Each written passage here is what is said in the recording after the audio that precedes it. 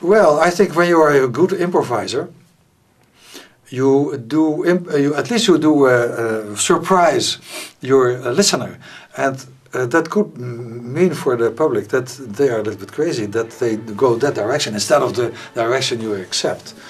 And I think that's the definition, I think, for what I like in improvisation, is that you are a little bit naughty and a little bit crazy.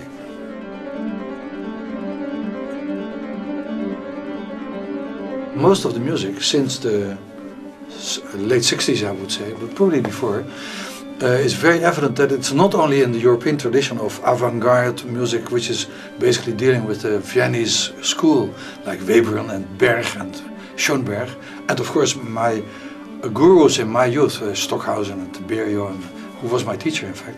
But from the other hand, when I was 10 years old already, and later my whole teener period, I was highly impressed by American folk music, to be more precise, jazz.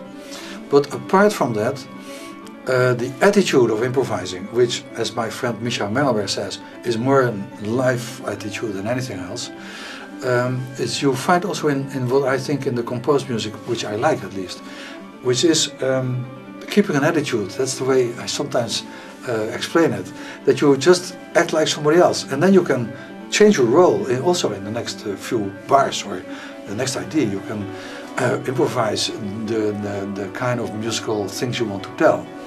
That's very close to what I like in music. I could not imagine in my life that something like this would happen. Carnegie Hall I know only from, for instance, a youth biography on George Gershwin, people like that, which were my favorite books when I was 10 years old. And that this would happen, I would never believe. It was a kind of, even not a dream, it was kind of fantasy.